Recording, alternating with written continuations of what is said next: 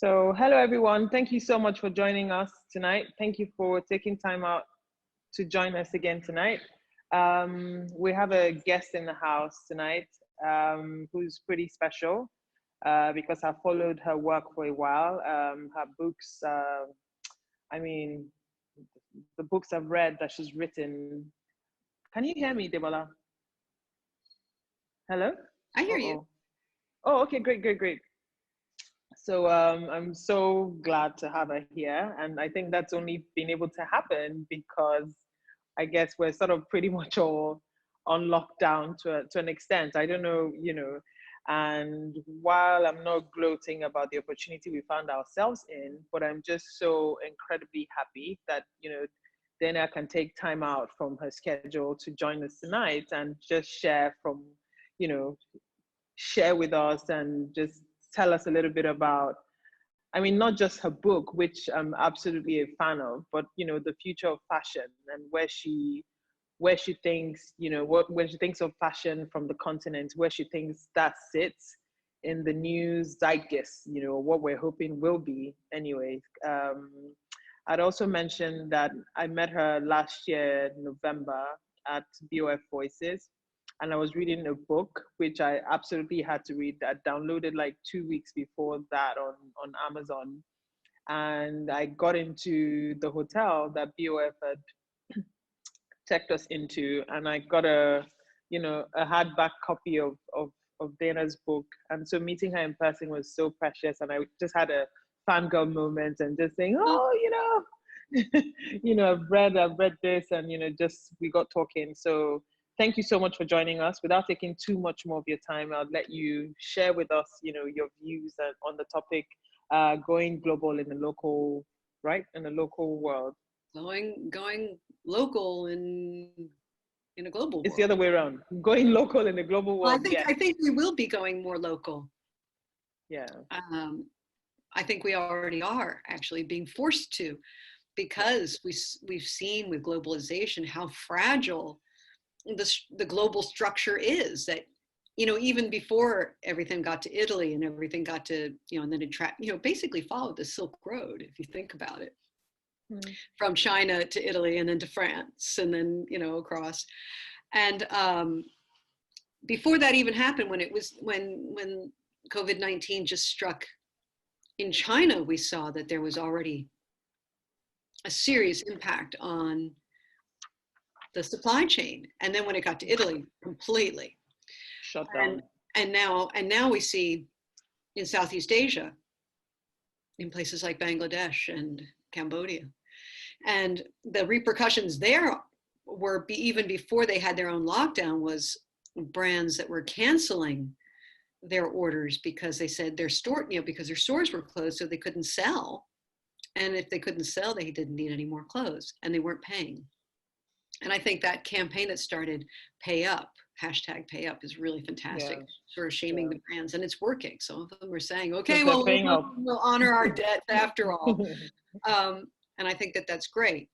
But I think this is also making companies sort of reflect on how they were more vulnerable than they realized. And that they're going to look at nearshoring, reshoring, right shoring, of course, thinking local, not sourcing everything on the other side of the world. And some of the places we've seen that have done really well, that's been great, has been like Brooks Brothers in New York. They have this tie factory in Long Island City. And I originally, when I learned about it, I heard about it in 2007. And when I was on book tour for Deluxe, my first book, and I thought, that's really interesting, bringing manufacturing back to America after offshoring. So I kept it in the back of my mind. And that was actually sort of the seed, the original seed for this new book, Fashionopolis. Oh. And so when, as soon as this crisis hit, that Brooks Brothers announced, what, we're going to turn that tie factory into a mask making factory. I thought, fantastic. And they were able to do that because it was in New York. They got in the car, they went out there, they organized everything. They own the factory, it's their factory. They said, okay, we're going to stop making ties and start making masks, and we'll teach you all how to do it. And this is what we're doing. And they did it. that, you know, Yeah. other brands, the big mega brands that, you know, you think about in America, like Tommy Hilfiger and Ralph Lauren and Calvin Klein and Aero shirts, and, you know, they couldn't do that because they don't own factories anymore. Even Yeah. Levi's, they don't own factories anymore. It's all contracted on subcontracted in faraway lands. And so, you know, Ralph Lauren gave $10 million, but, you know, he has that value of cars in one of his garages. And, you know, like, but that is all they couldn't contribute in such hands-on ways because they don't have any hands-on. The factories. Yeah. And I think that, you know, companies like Brooks Brothers, like Christian Siriano, I talked to Natalie Channon. I've been doing a little Instagram live series, and I talked to Natalie Channon, and she was able to take her stock of cotton jersey and turn them into masks. And I talked to somebody else, Michael Schmidt, out in LA, who is a costumer, and he's been making those shields out of plastic and donating them. And, you know, they're able to do that because they either have their studio in-house or they source nearby. And that makes you more nimble. You're able to pivot, you're able to contribute, and you don't necessarily, you know, lose your shirt, so to speak. And everybody else doesn't either, because you're able to control all these things and you get a good boost of PR. You can send out all the press releases you want. You're not going to get good press right now unless you do good works. Oh, of course. And I think that brings us, you know, right next to what's happening here, to just bring that home a little bit. Yeah, so it's also been, so it's been similar for us here or in Nigeria. So there are quite a few apparel manufacturers, but I must tell you that things have been tough as well, because a lot of people rely on importation from China or Italy or anything like that, because it's either cheaper or it's quicker. And but it's we realize like that these materials, you know, even a company like Hermes gets their silk from China for their silk scarves. Oh yeah, that's ridiculous. You know, so, but in the last like 3 weeks, I guess we feel like something's shifting, obviously, because a lot of people can source directly from China now, and they can't do a lot of importation. You can't really get things in from Amazon as quickly as you would want to, or Alibaba, where they get all of these things at a cheap price. So you realize that, you know, what we've been trying to do is put together like a group or like a coalition of manufacturers here, and using the words that you just use, nimble, and who are, you know, agility, who are quick to respond, like, okay, this is something that we need to be able to rally around and get as many people as possible to work on this. You know, so it's not the time to, you know, so some people are donating. You even have young designers who are donating, and then you have people who are contract manufacturing, because either the government needs supplies or the multinational agencies, or, you know, but the fact that it can even happen now is something that's completely new.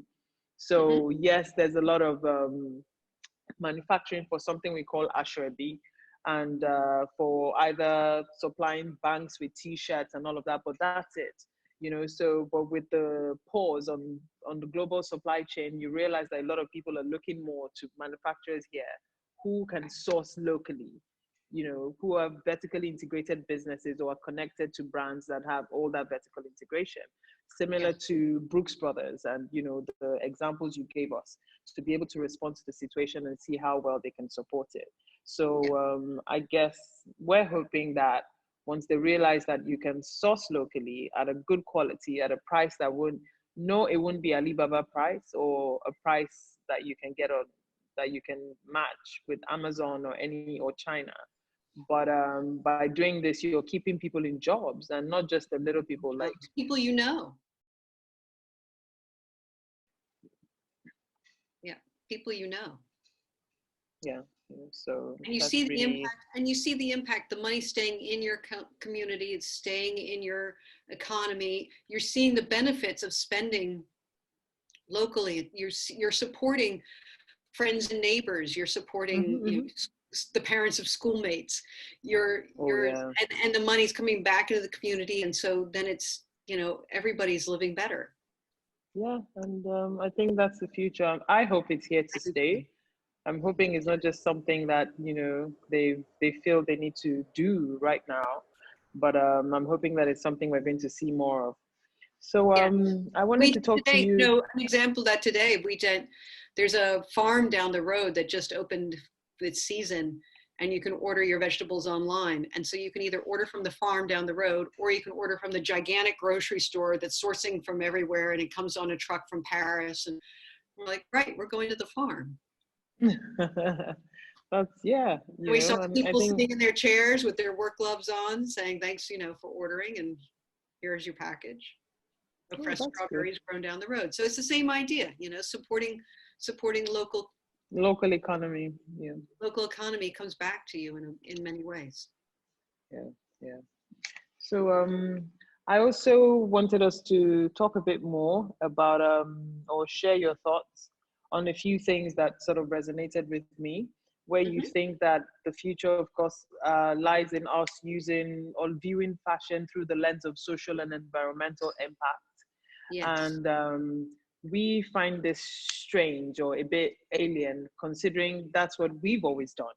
I Right. believe, African designers have always done this. So they're not necessarily viewed, with that length or with that lens. They're not necessarily, I'm not quite sure how many people know, because we decided to tell our stories so that people could understand a bit better that we don't tell these stories because that's who we've always been. We've Right. been, working in a way that impacts communities, empowers people, and we've been working in a way that we're not just taking from society, from communities without giving something back in return. We've been mindful of how we source, and trying to make sure that with governments, when it comes to cotton, pesticides are not used, GMO, all of that, that we think we see and read about now, and we're like, oh wow, so why is African fashion not so precious? To people, it's precious to us, but why is it not so, and I'm not saying it, viewing it from the commercial lens. I'm purely looking at it like, wow, this is interesting. Mm-hmm. Everything you're talking about is 90% of the designers that I know, that I work with, and it would be great to see that championed or viewed through a global lens. So while we have appreciation for that, and we're mindful of that, we're doing it, we're leaving it, it's our reality. But it would be great to sort of get your perspective on that. Like, not to ask if there's something we're doing wrong. I'm looking for how to frame it, but I'm just saying, wait a minute, this is my reality. Everything, check, Yeah. have we been able to create brands that creates less waste, it's reusable, every single thing. And I'm like, are we more direct to consumer led? Check. Vertically integrated brands, check. But so why are we So not you're at the very forefront of, modern. I mean, why are we not at the forefront of driving this revolution? Yes, we are in our environment, but it's just quite odd. It's quite odd for me to go on Brown's website or Match's website and things that tag sustainable. I'm thinking, no, those are brands in my community. I know them, I know I can count like 1,000,000,001 brands that I know who do work like this. So what is your Right. take on that? Is it Well, I think, you know, the outside of small communities like and small industries like you all have there, like Natalie Channon in Florence, Alabama, you know, small, thinking yes. locally. Um, you know, these global corporations, most of them don't even know how their clothes are made. So if they don't know how their clothes are made, how are we supposed to know how our clothes are made? There was a really amazing interview I found while working on the book that was done by ABC News of Tommy Hilfiger after the Tazreen fire in Bangladesh that killed more than 100 people. And one of the Mm-hmm. brands that was produced in that factory was Tommy Hilfiger. So ABC News went backstage and said to him, "Did you know that your clothes were produced in this factory?" And he said, "I had no idea." And they said, "What do you think Oh, about this?" wow. He said, "Well, we will never produce in Bangladesh again." And then about 4 or 5 days later, he had an interview in the studio with his CEO, and he completely backtracked, saying, "Well, of course we'll produce in Bangladesh, but we'll make sure that it's done in safe and clean environments with fire exits and everything." Because of course the board members and the shareholders all went, "What are you talking about? We're going to produce in Bangladesh. That's how we make our product." So you know, but if Tommy Hilfiger didn't know how his clothes were made, how are his customers supposed to know how Going to how know. his clothes are made?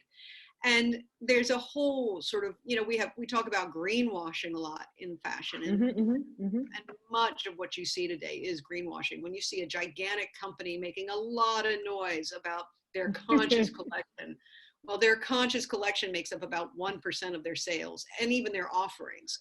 And 99% is not at all, because that's how they make their money. As more than one person explained to me, it's cheaper. Pollution is a cheaper way of doing business. Of course. And so, you know, it's much cheaper to dump your dye into the river than to find a waste management company, send it in by, you know, to the waste management company, pay for it all. So much easier to just, right? So if you can, you do. And if you, and that is the norm. I visited factories where people are, you know, hand sanding blue jeans without masks on. It was 110 degrees Fahrenheit. The dust is blowing around. There's some fans trying to cool the thing off. You know, it was crazy. And this was not unusual. This is how a lot of our jeans are distressed. The new way is by lasers, and that is still the minority, not the majority. So, you know, if you can get away with it, and it costs pennies to pay people, you know, I think what the monthly wage in Bangladesh now is up to $95 or so. It was 68 when I was there. And, you know, if you can get away with paying that, and then you don't have to worry about things like waste management. Why not? And yet you just count your money. Count it. It reminds me a lot of the story of Ebenezer Scrooge and in Charles Dickens' A Christmas Carol. And I actually set up the book in the structure of A Christmas Carol, in that, you know, the first third of the book is about the ghost of fashion past, which has been bad and scary and all miserly and greedy and dirty and nasty, right? And then you have the ghost of fashion present, where there's slow fashion, there's entrepreneurs trying to do the right thing, that there's, you know, there's reshoring and hyper local, and, you know, that's where we say the book becomes the book of hope. And then the ghost of fashion future, which is all this cool tech, sobots, and circular economy, and regenerating polyester, and 3D printing, and nano knitting, and, you know, sort of all sorts of crazy stuff you haven't even thought about yet. And which is, much of it is, you know, growing leather in laboratories, growing silk in laboratories, things that are just a much cleaner process, and also, you know, better for the environment, because you're not industrial farming animals, you're not industrial farming all sorts of things. And so the pollution levels drop tremendously.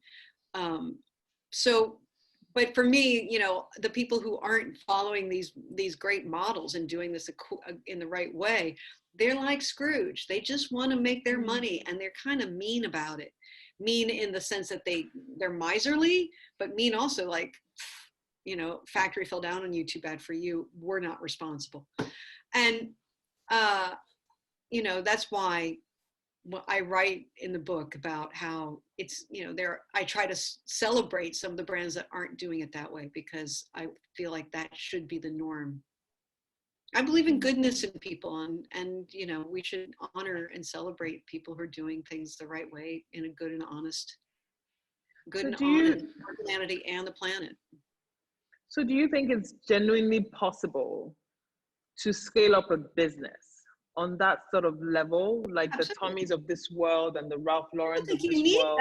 that's one of the things. Without, do we need $20 billion a race to the bottom? Yeah. Do we? I guess, do that close? No. So I guess maybe that should be the fundamental thing, because it looks like everyone is trying to scale up to be the next Tommy Hilfiger, or to be the next Ralph Lauren, or to be the next, you know, Zara, the next whoever, next whatever. And that's why everyone keeps scrambling. You get the cheapest fabric from here, you get the cheapest factories from there, bring it all together, and then, you know, logistics, distribution, and everything becomes, I mean, if Hermes can be sourcing their silk from China. Yeah, you know, if we stopped producing clothes today, we'd have enough clothes to wear for decades. We have so much surplus of clothes that we don't need actually to make new clothes. We've got too many clothes. We produce 100 billion garments a year. We only buy 80 billion, 20 billion wind up in the bin or destroyed before they're even sold. So, you know, we're overproducing. And to overproduce like that and then throw away one fifth of it, that means we're throwing away 1/5 of all the resources that we sucked out of the planet to make those clothes. Just gone. The cotton, the wool, the water that was used, you know, all of it. So and why? So we can keep overproducing. You know, Zara does $20 billion a year in sales, and so does H&M, and you know, Dior and Vuitton and Gucci are all around 10 billion, and Chanel. I mean, that's a lot of clothes. So now Chanel has cost a lot more than Zara, but still, that's a lot of clothes.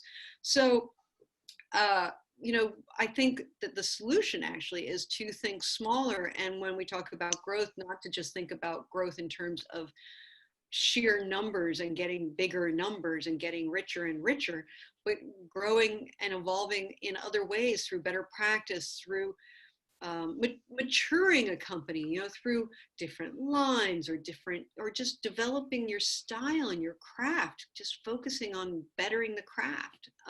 You're never perfect. So you can always work on trying to perfect your craft and improve what you're offering. And that you can, you know, grow in other ways rather than just up. Can you imagine as humans, if we grew up like we want our companies to grow up, we'd all be giants like in Jack and the Beanstalk. Very, very true. So talking about perfecting craft and, you know, instead of focusing on growing like that exponentially and commercially, and instead, you know, how can we hone in on our crafts and make it better so we can serve people? I want to try and bring this back home a little bit, you know. For example, within the continent, you have so many brands, either because we're restricted by our environment or the number of stores we have or stockists or the process of producing. Things are naturally slow, you know, in that sense, in what is called slow fashion today. That's how we operate naturally. And, you know, and that's how it was for a long time. Yeah. And we've come to realize that, you know, trying to maintain that careful balance between scaling up, introducing technology into craftsmanship, to be able to speed things up a little bit to meet up with the demands of, you know, of retail and fashion. We're not quite sure how, you know, how that's going to sit, you know, because you're going to cut out a lot of jobs if you're replacing humans with machines. Clearly, you're going to, you know, a lot of things will have to change within the ecosystem, and maybe that's not what we're supposed to do. Maybe what, you know, we're supposed to be, it's always meant to be slow. It's always meant to be produced. Yeah, and your book, you know, there's a reference to, I'm trying to remember the name of the brand, who was producing and then quit and then started again when he got married, and they moved to, yes, you know, and that story just stayed with me. And they're like, you know what, we're just gonna take it slow. We're gonna take it as best as we can. And yeah, and they moved back home and they just started to build, and they just took it, yes, you know, one step at a time. And I think for me, and I mean, I'm not going to say that it's probably exactly the same in terms of craftsmanship and all, but I think that's probably the model to follow. And when we talk about direct to consumers as well, like, you know, that sort of model versus trying to appeal or appease the super gods that exist in retail today, you know, the middlemen, the stores, from your Bread of Goodman to, you know, just name them, all the stores who, of course, at a 200 or 300% markup, while the designers are left with little or nothing, and they still have to honor their commitment to craftsmanship, to craftsmen and artisans that work with them, you know. So the question is, how effective is that really going to be in today's world? A direct-to-consumer led approach. I think it will be. I mean, and I think it's going to be more so now after this confinement, where we're all ordering online. You know, I think we're going to see e-tailing zoom up. We're going to see a lot of those stores that closed never reopen. And I think the dog was at the door, sorry. Oh. And I think we're going to see, more direct consumer, because it makes, especially for startups and smaller businesses, it just makes more business sense. I mean, like, talk about Natalie Channon again.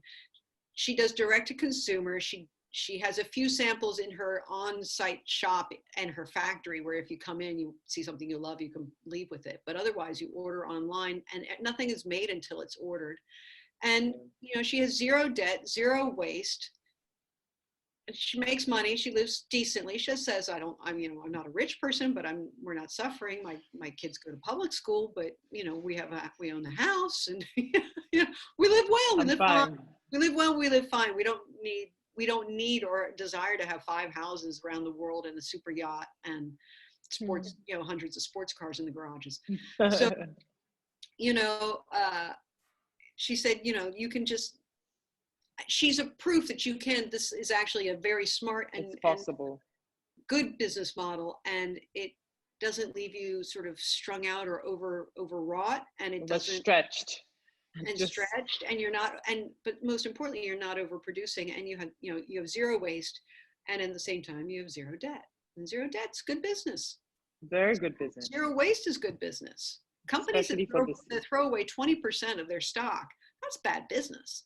Very, very. And I saw the stats. The stats are ridiculous. 87%. I mean, only 1% is recycled. 87% is probably, you know, of all the clothes that's consumed, of what we consume is going. When I saw the statistics, that really, you know, got me thinking, like, something's got to stop, something's got to change. And it made me value fashion from the continent even more, because I know that a lot of designers cannot, I mean, I don't even think we can afford to produce such quantities, you know, in such massive quantities. And it's also, I guess, a bit reassuring that a lot of what's produced by most of the designers we work with can be recycled, can be reused. You know, there are things, and I listened to your conversation with Iris. Oh my goodness, that was so amazing. And, you know, her views, so spot on. Like, of course, it makes perfect sense that you can create something, you know, from a process that, you know, that, you know, the end life doesn't end with the final consumer who's tired of wearing it, and then it just goes straight into the bin. And that's the future. I'm not quite sure how, in this context, how we're going to be able to work with that, because I'm mindful that when you're trying to repurpose clothes into new fabric, that might take a lot of work, technology, and I don't think we're there yet, right. You know? But there's like the simple practice. I used, you know, Scarlett O'Hara in The Gone with the Wind, when she needed a new dress, she took the drapes off the window to get a new dress. Well, you know, we can do the opposite and take that beautiful fabric that was once a dress and turn it into curtains. Mm-hmm. You know, you can use it for all sorts of things. That's what patchwork quilts were. I mean, if we think back to how life was before the Industrial Revolution, I feel like we need to find a balance where we take the craft and the knowledge that we had before the Industrial Revolution and fuse it with what we have of the digital age. So something like Natalie Channon, where she's making things to order, and her seamstresses make the garment from beginning to end to order, just like a traditional seamstress did before the Industrial Revolution, maybe with a sewing machine. Or our parents, or our grandparents. Make things by hand. And yet she can, because of the digital age, she sells it to somebody somewhere around the country, and it gets put in a package and sent off, you know, all through e-commerce. So I think there's a way to do the sort of a hybrid where we cherish the old way of doing things, but we improve upon them without, you know, killing the soul of it. Yeah. Quite frankly. Definitely. Yeah. And that's what you all are doing there with your local crafts. I mean, this beautiful outfit that you're wearing, that's obviously hand printed, so pretty. You know, you couldn't make that with computer generated graphics. It would look terrible. I hope so, and I hope people will value it a bit more, you know, so that the designers around here and we, the consumers as well, show better appreciation for all the work that the designers, I mean, everything they're doing. I mean, thinking about the world today and the scramble for ensuring that there's visibility and traceability when it comes to production, and we take it for granted. Consumers here, granted that you actually can't tell the story and the history of what you're wearing, because the designer can literally tell you, oh, I sourced my fabric from this so and so community, or this was hand embellished by A, B, C, D, E. You can actually, they can tell you all of that, which is something that's so precious as opposed to what obtains today in most parts of the world. You walk into a store and it's just literally so cold because, you know, you can't even, it's not been touched by hand in that way. It's probably gone through a series of machinated, if there's a word like that, processes, and, you know, ends up in a store, and you walk in and you just pick up, you know, and you leave, you know. And you So throw it in and you throw it in a cart that's as dirty like a grocery cart, and you drag it around the store. Already, if you're treating the clothes like that before you've paid for them, you know. Oh no, you're frozen. Come back. Is that mine? You're frozen. Lily? I'll be right back. is it better? Ah, there we are. Oh gosh. Okay, I'm back. I was just checking on Sorry. the internet. Sorry, I think my internet actually froze for a few seconds. I've been having issues. Mine does too. Okay. That's why on all my Instagrams I'm pixelated. Well, it was So reminding me of, you know, somebody like Duro, who's a friend of mine who's in London, and he's from Lagos, and he says he goes back to Lagos to find beautiful antique fabrics to make the clothes that he makes, and everything he makes is one of a kind. That's so beautiful. oh, that's And you really know, cool. Yeah. that's circularity. That's taking, you know, things that exist and cherishing them and reusing them and giving them a second life, and it carries on. It's not just getting thrown in the bin and into the landfill.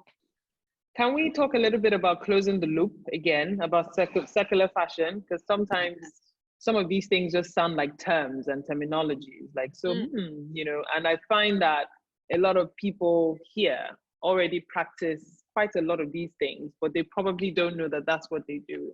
So it'd be great for us to do something, you know, a little exercise like that, talk about regenerating your clothes, reusability, repurposing, you know, closing the loop, you know, just terms that people hear and you don't really know that, oh, Yeah. actually, that's something I've always done. That's how I run my business. I make sure I do X, Y, Z. So can you please tell us a bit about that? Absolutely. Well, traditionally, you know, certainly since the beginning of the Industrial Revolution, things have been made for single use. And it could be anything. It could be this pen, and you know, think like a Bic pen. It's made, it's used, it's thrown away. It's this linear line. It's a linear use. You know, from birth of a product, use of a product, death of a product, gone in the bin. Just like a Bic pen, like any, you know, disposable. Everything is seen as disposable.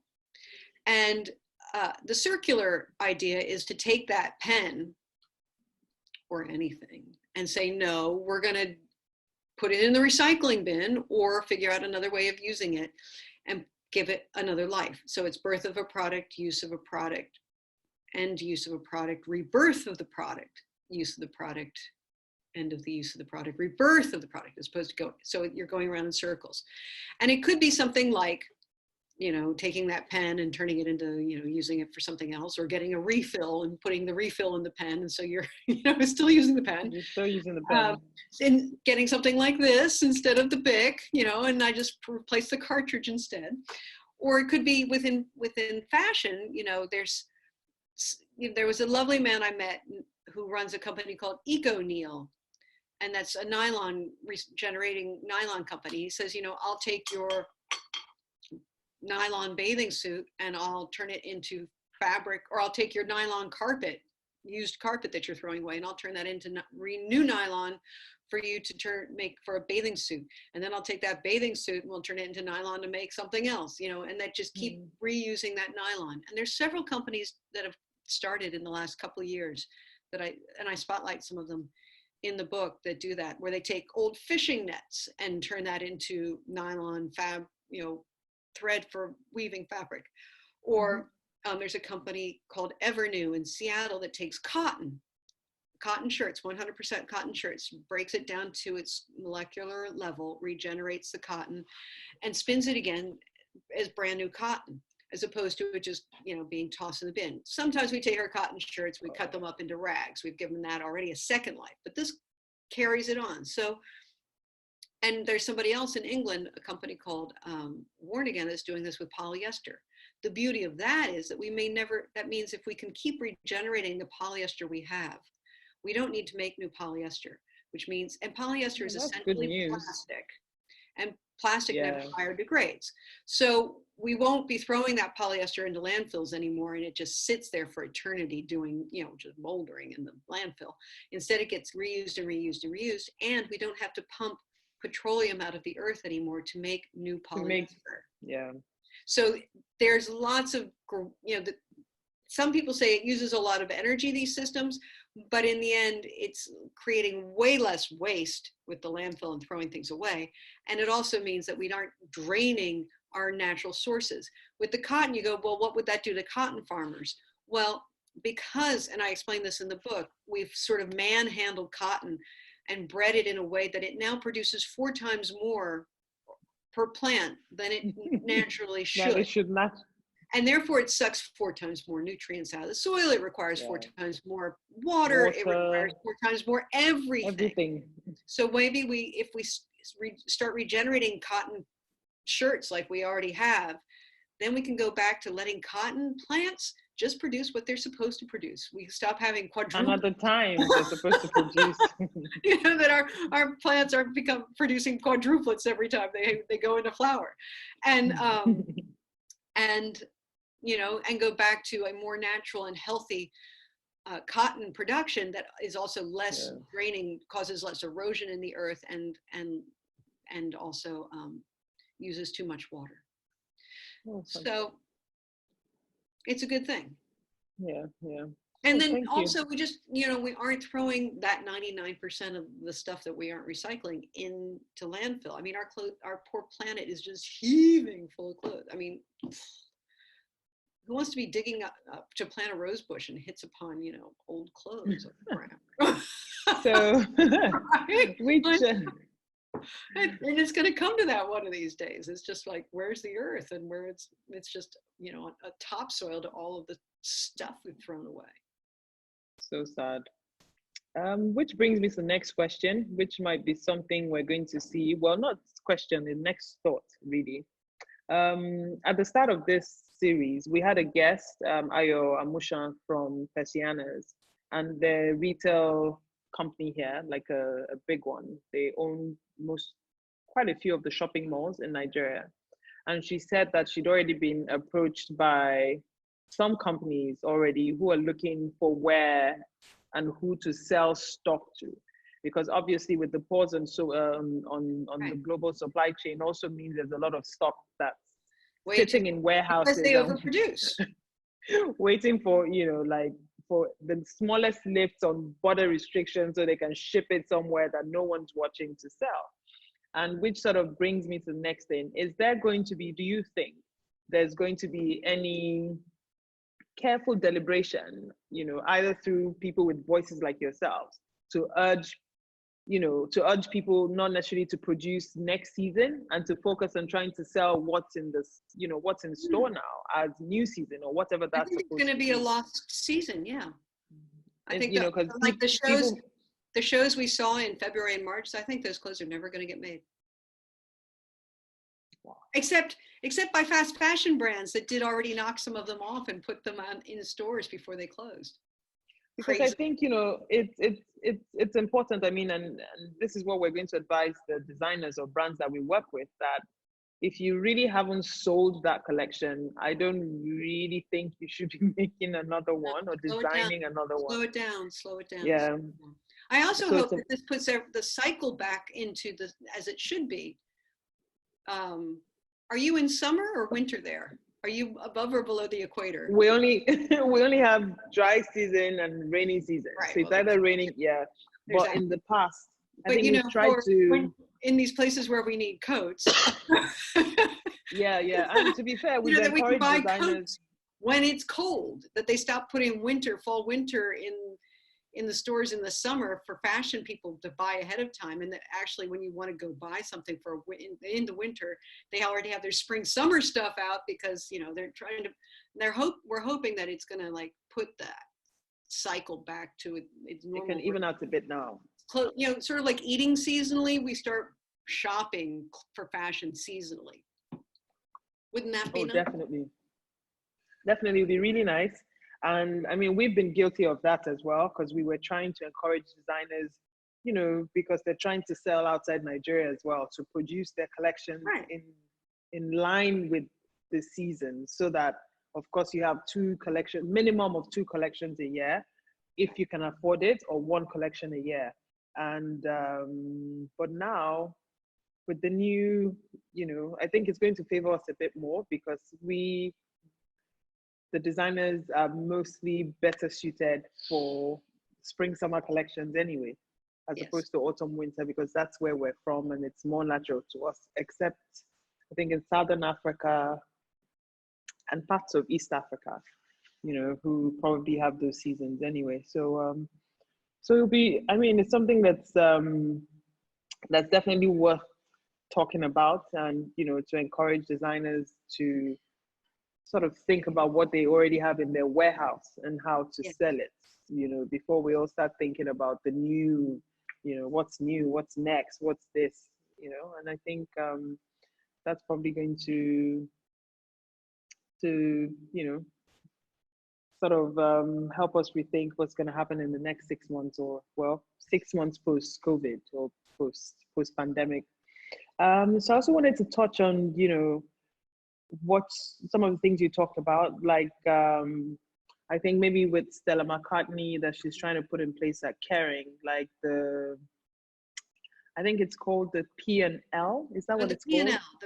The EP&L, EP&L. The environmental profit and loss.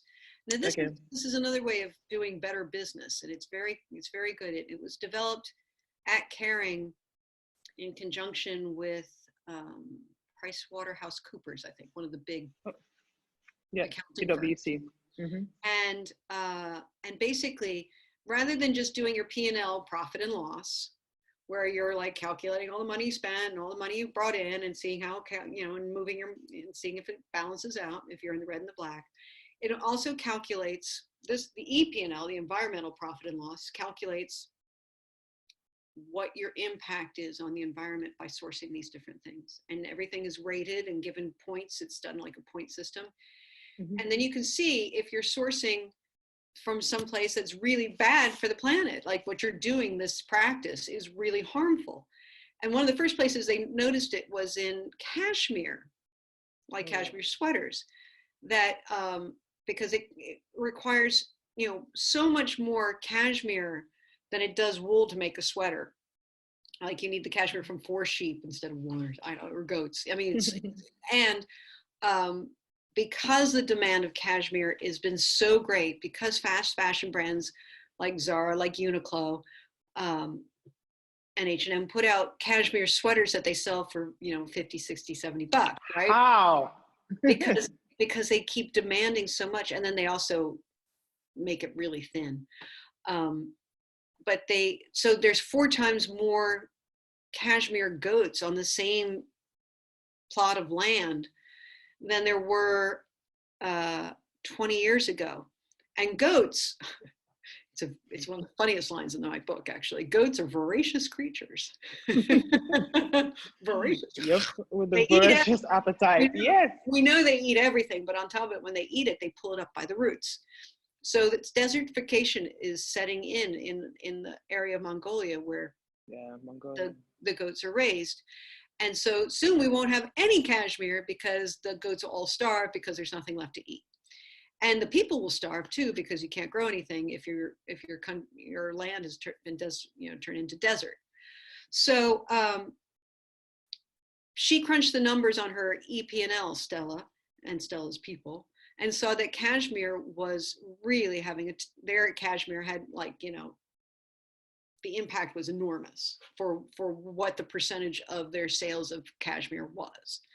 And so they decided to stop sourcing virgin cashmere, as it's called, meaning going and getting it directly from the sheep and then turning it into a sweater, and instead only using what's called recycled cashmere, which is the leftovers. Like when somebody makes a sweater and some stuff falls on the ground, you take that, you respin it, and you use that to make a sweater.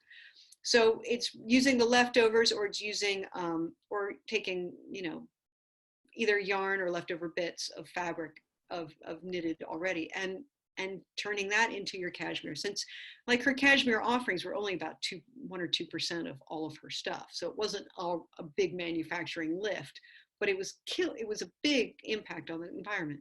So there are other companies like this, and you go, oh, well, is it just as good quality as virgin cashmere? Well, it is. I have a sweater from a company in London called Riley Studio that's made of recycled cashmere. It's super soft.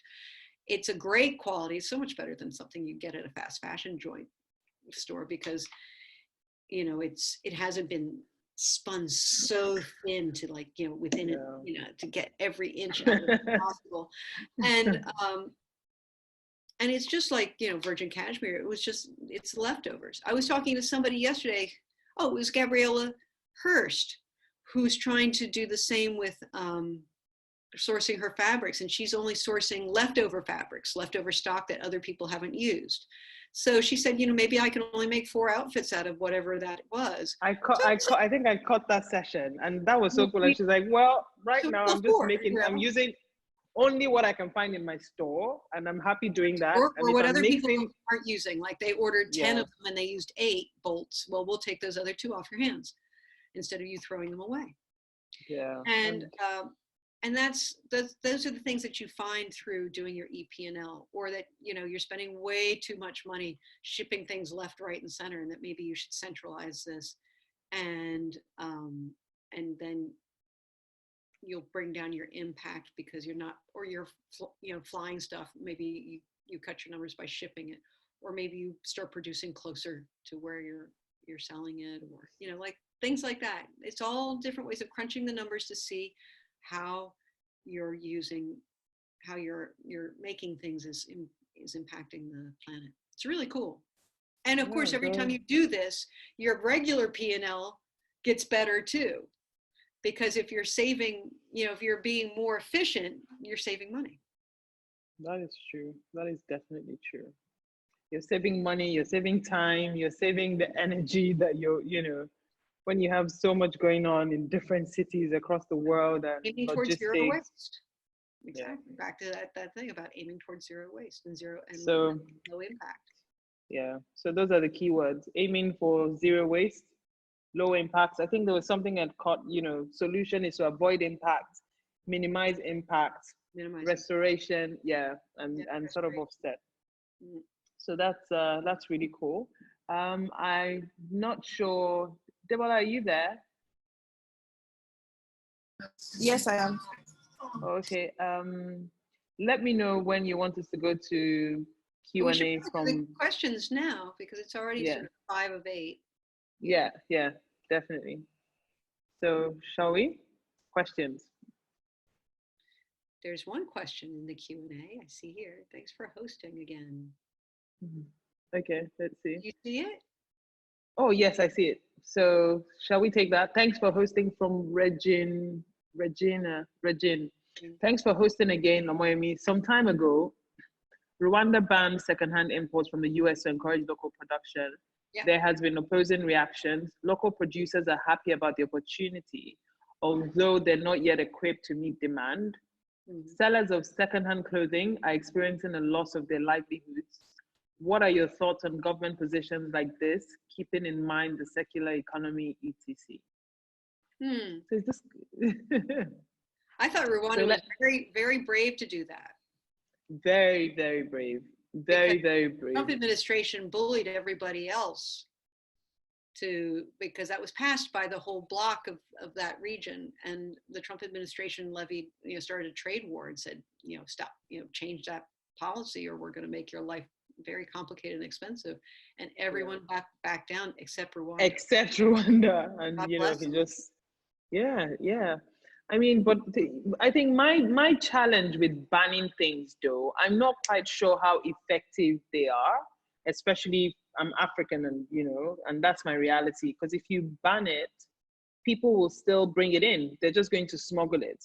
So if you sort of allow people bring it in, but you put a heavy tax or levy or something, Pardon? What did you say? Or quotas. Just say, okay, we'll admit this much every year. And Yes, or quotas. Quotas would work.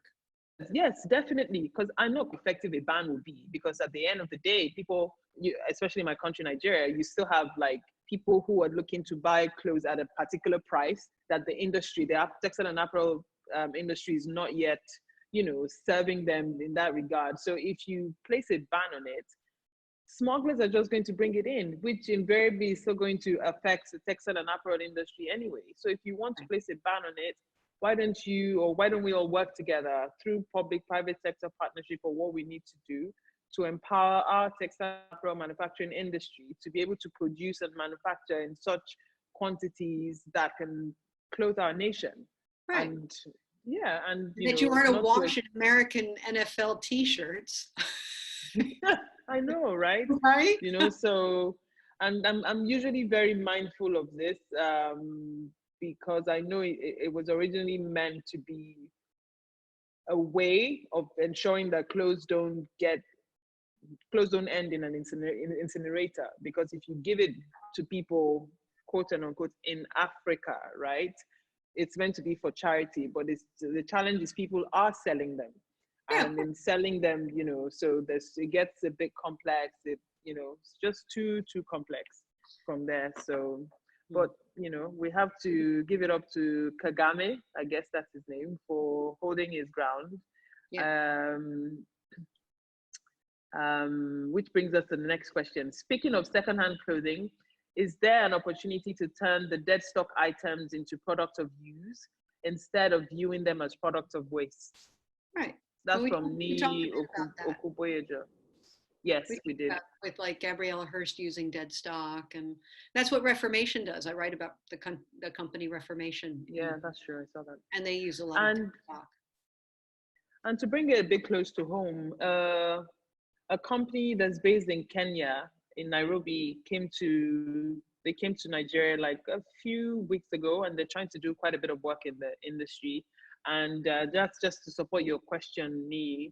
And they're looking to work with factories and anybody really, where they can get waste, either your textile waste or anything you consider waste, because they have a factory where they're going to obviously try to repurpose the fabrics, if it's fabric, if it's clothes, whatever it is, to be able to repurpose it and then turn it into something completely different fabrics that people can buy again. So it's a project that's recently started, and I guess when I've forgotten what they're called, but it's going to be, I think there's going to be a lot of awareness around the work they're doing, so that more either designers or factories can get involved and see if they want to work with them. So there is use for old stock and dead stock. It's just finding the right people to work with, and of course, yeah.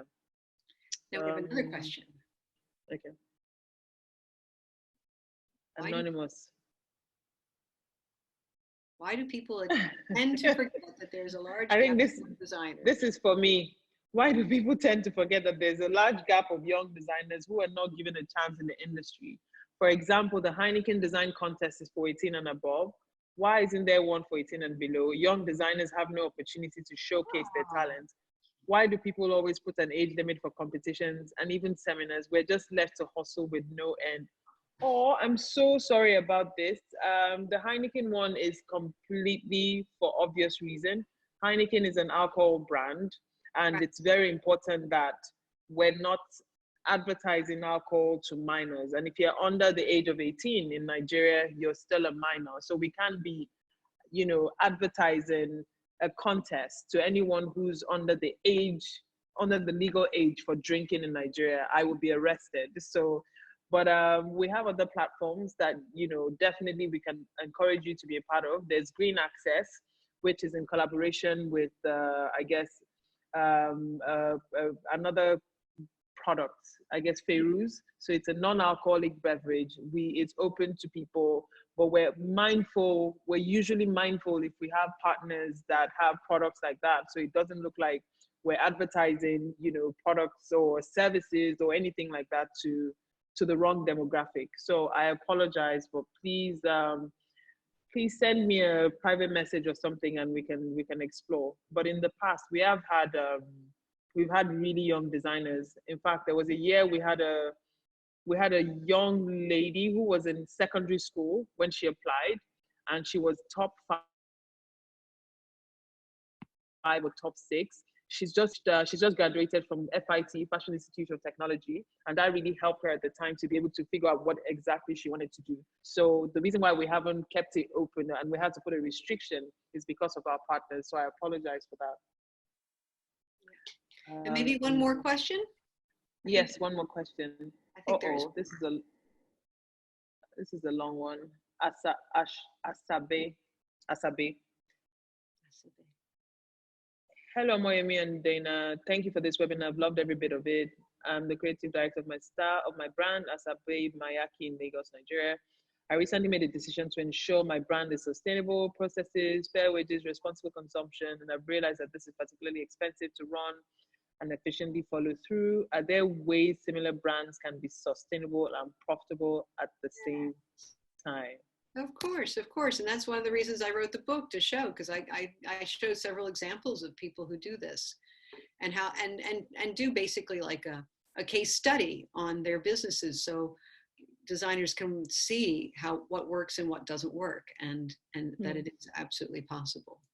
Definitely. Yeah. You don't have to be a big company like Stella McCartney and a big corporate group in order to be sustainable. Quite the opposite. I think it's probably easier if you're smaller, if you figure out your sourcing and you keep cost and waste down, and you keep, like we're talking about, don't overproduce. Yeah. And even start small. You don't have to start and, from that place of I'm going to be 100% sustainable from tomorrow. If you take it gradually, and first things first, it's also very important to understand what this means, because I think a lot of people just threw around the word sustainable and all of that. You might even realize that some aspect of your businesses or business practice, it's already in line with, I shy away from using the word sustainable or ethical, just because there's so much talk about it. But it's important that it's a gradual process.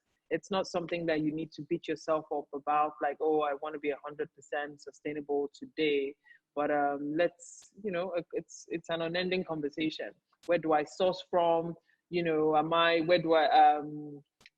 partners or collaborators? Do I take from, take more than I give back, to the environment that I source in? What's my carbon footprint?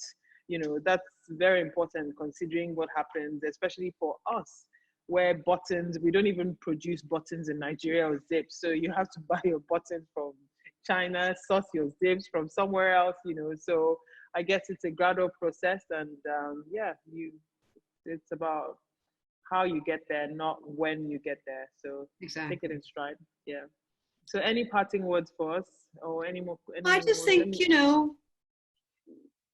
I think integrity. If anyone were to ask me what my books are about, I think it's about integrity, and conviction. Mm. And I'd love this last question, can I do it? Because I really want to do it. I'm like, yeah, if you put your mind to it, you can do it. Yeah. And there are ways. And there are others who are doing the same. So don't feel alone or at a loss. That's the beauty of the internet and the global internet, digital world, that we can connect and get information. And I hope that the book is inspiring to some folks and helps them figure out how to find. I'm not advertising, guys, but if you haven't read this book, you need to. It's really, it answers a lot of questions, and at the same time, it makes it less daunting, especially if for people like us in this part of the world, you're like, oh my goodness, I do that. That's what I do in my business. It will be reassuring for you, as opposed to a bit daunting, like, oh, can I do this? Then it begins to open your mind, to possibilities of, this is how it works, this is how it operates, and all of that. I think it's very, very encouraging. It's something if you can, we all have a lot of downtime now, so you can read it, and you can download it as an ebook and just read it. It's so easy to read. And you get to hear the audiobook.